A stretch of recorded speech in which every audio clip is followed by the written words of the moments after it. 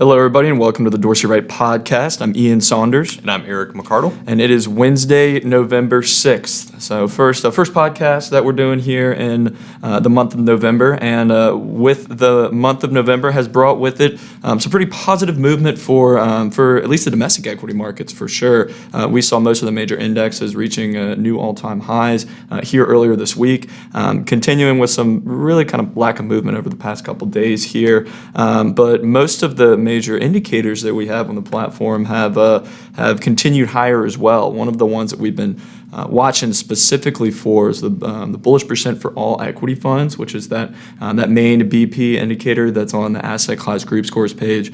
We saw that reverse back up into a column of X's right at the end of October there, and then it continued higher to reach a new yearly high, actually up at 84% of all equity funds are now on a point and figure buy signal. So that's definitely a positive sign as we are heading into the seasonally strong period of the market. Is that right, Eric? That is, and you know, it's a strong sign for domestic equities, as you mentioned. We're also seeing strength abroad, right? We've seen emerging and developed and international markets rally over the past few months here, and certainly showing some score improvements, so a little bit more on the shorter to intermediate side. Nothing yet reflected in the longer term rankings of Dolly, but you know, assuming we continue to see momentum in these areas, you're likely going to see some of that translate over into longer term indicators.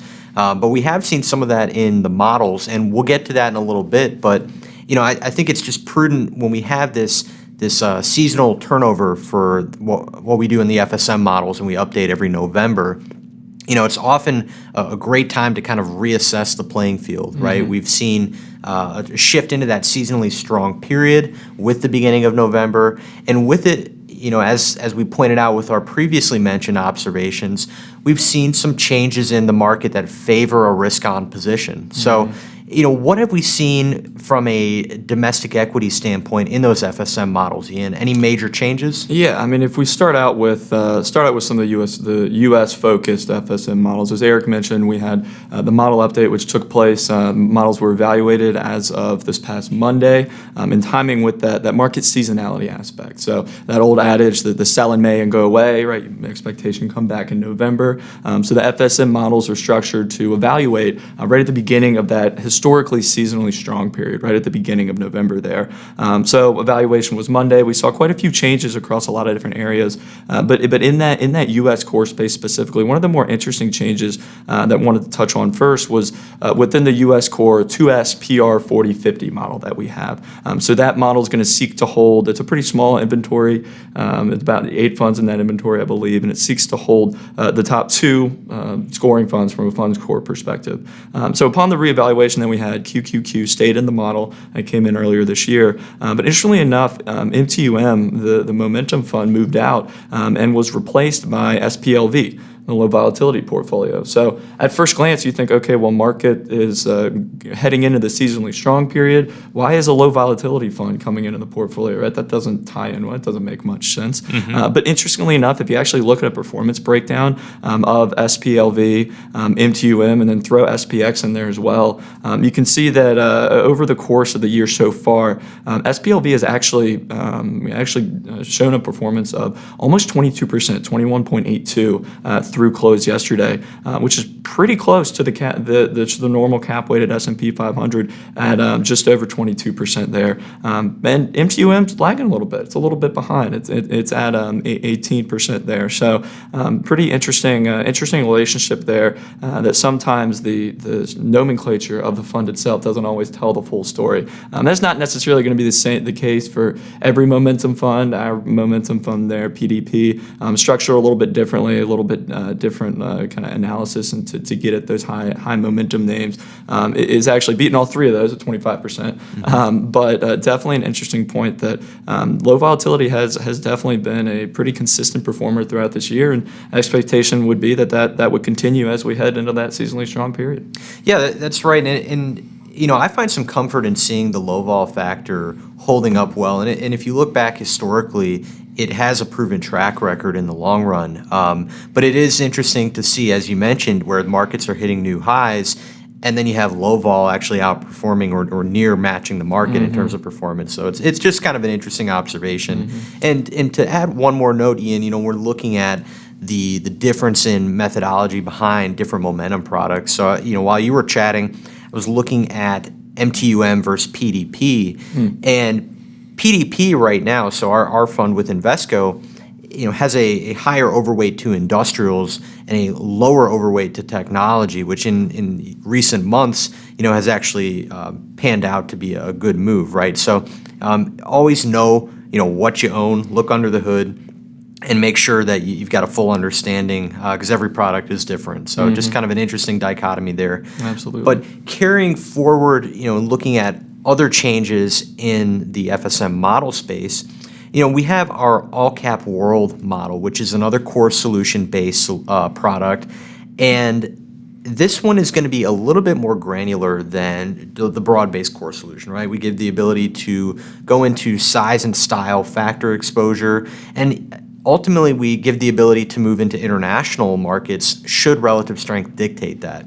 Well, we're not seeing that yet. This is a two-holding model, but we did have QQEW come in and join QQQ. So you have the equal weighted Qs and the cap weighted Qs now as the model holdings for that solution.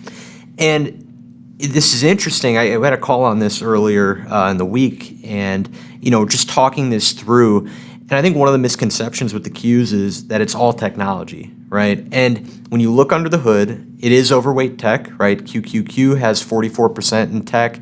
QQEW's got about 38%. So definitely tech top heavy, which is by and large where you want to be from a score or relative strength standpoint.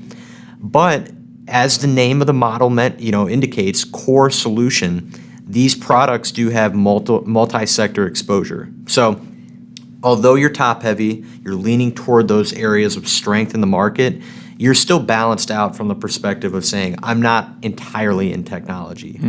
And maybe one way you balance that, in addition to having that multi-sector exposure from the products itself, use this model in conjunction with another model or multiple models. So perhaps saying, I'm going to use all cap world with core solution US, and that way you've got the low vol component in there to balance out sector exposure additionally. Absolutely, and with the sector overweight is always a potential concern, especially maybe for some compliance departments, right? Yeah. But at least it's in line with most of the other indicators that we have on the platform. The technology sector still at the top of the Dolly rankings. It's held that spot for quite a while now. We're still seeing the technology group score very well on the asset class group scores page. Not necessarily the top scoring sector on that page. We've seen real estate, utilities, industrials have done pretty well recently, but it's up there, and it's been up there for a while.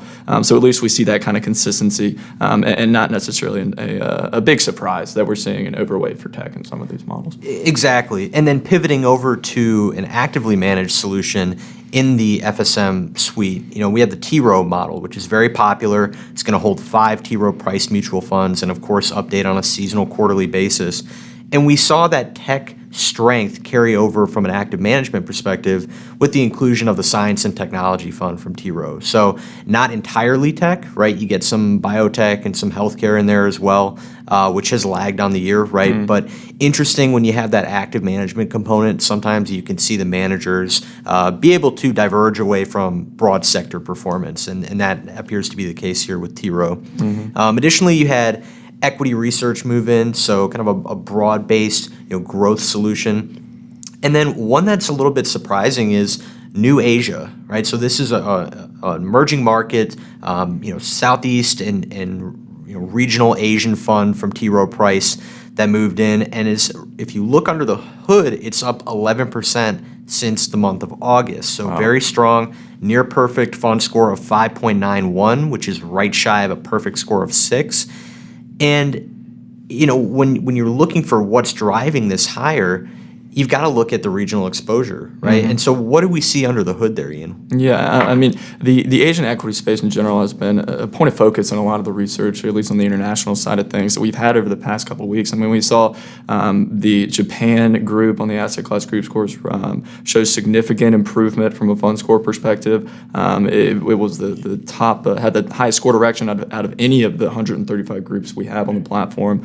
China's obviously been in the news a lot lately, and when we look underneath the hood at that particular fund there, we actually see pretty focused exposure in China, where it's almost above 40%, almost to 45% exposure specifically in China with that fund. So a lot of trade rumors going around. Are we going to get a deal? Are we not? Regardless, we've seen the price movement indicate the pretty positive expectations going forward, right? Yep. And we've seen that across the board in some other models that we have on the platform. Specifically, one of the newer models that we have, the Crane Shares Dynamic China Rotation Model. It's a model that we have with a new partner, Crane Shares, that looks to focus its exposure in Chinese equities with the potential for the model to become defensive through investment in Chinese fixed income. But interestingly enough, earlier this week, we also saw that model add another Chinese equity-focused fund, the Emerging Markets Healthcare Index ETF, KMED, which is also about a 45 to 50% exposure to China, which rounds out that model to have as much Chinese equity exposure as possible. So it's good that we're seeing that kind of consistent confirmation that the model added one follows through with the model added another to show that kind of consistent outperformance in China and really in emerging markets, kind of going through as we're heading into that seasonally strong period. Another particular model that we saw changes in, kind of going back to the FSM space, was in one of the other newer models that we have here on the platform, and that's going back to the core solutions component that we have there. It's called the Isolated International Core 2S PR4050. So that model we came out with, it was first published there on October 10th, and we saw it move into PIE, interestingly enough, at the beginning of this week.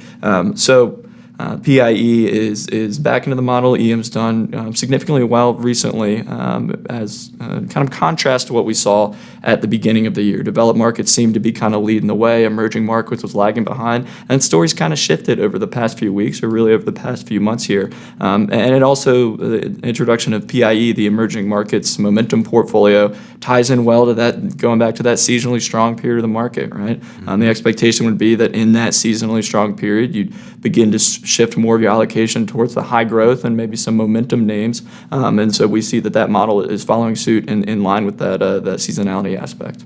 Yeah, that is fascinating. And, it's funny because we talk about the seasonality aspect, and, sometimes you look at something like that and go, well, how can that be every year? But this has been a great example of, how pertinent that concept is to investing. So it's neat to see the risk-on approach that we've seen in recent weeks here. That kind of tie into that. Absolutely. And moving outside of the equity space, when we look at some developments in fixed income on the FSM fixed income models that we cover, we've seen recently, just to give you a backdrop, rates have stabilized, right? We did have the Fed come out and announce their second benchmark interest rate cut, recently. However, we have seen intermediate and longer term yields rally off their lows on the year. So right now, the 10-year yield on our system, TNX, is at 18.50, so 1.85%. And that's off a low on the year of 14.50, so 1.45%. So rates have stabilized a bit. However, you're still seeing a lean toward bonds with duration, right? We've seen the short duration trade kind of unwind. If you look at the PIMCO FSM model that we run on the site, that's a 2 holding model. Low duration finally fell out of that model inventory, or model holding rather. And when we shift over to the Franklin fixed income model, which is pretty popular, we've seen the Franklin income mutual fund move back into the model holdings. And, out came munis, so moving more toward a little bit of a risk-on approach, a little bit away from the safe harbor of municipal bonds. And one thing to note with that Franklin income fund is it does have some equity exposure in it, so it's kind of an all-purpose income fund. but that is now complementing the convertible fund that's in that Franklin model.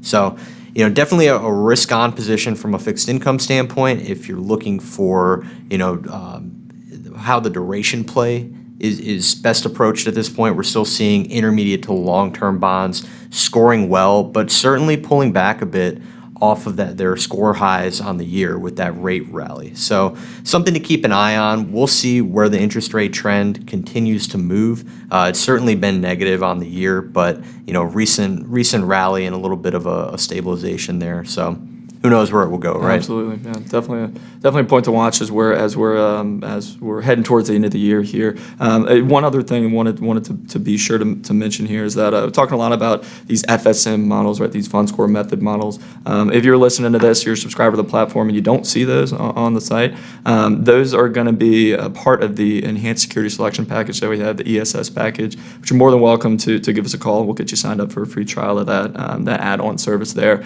But these are changes that we're seeing that really do apply from that general score perspective that can be taken into account to kind of all aspects of the site, all aspects of the market. So just because you may not follow the models, definitely could use those ideas or implement those ideas in your own practice as well. So Great point. And even if you don't want to learn the methodology, you can follow the models and really know where the market's heading. So a great way to proxy, any of the research side, although of course we want you to read the research and follow it and learn it. But just following the models and setting alerts on the top of the model page does give you a pretty good barometer for where things are heading. So with that said, a lot of positive developments in the market overall. Hopefully we can carry forward through the rest of November and to the end of the year into 2020. And so with that, Ian, thanks for joining me. And for you all, we'll talk to you next week.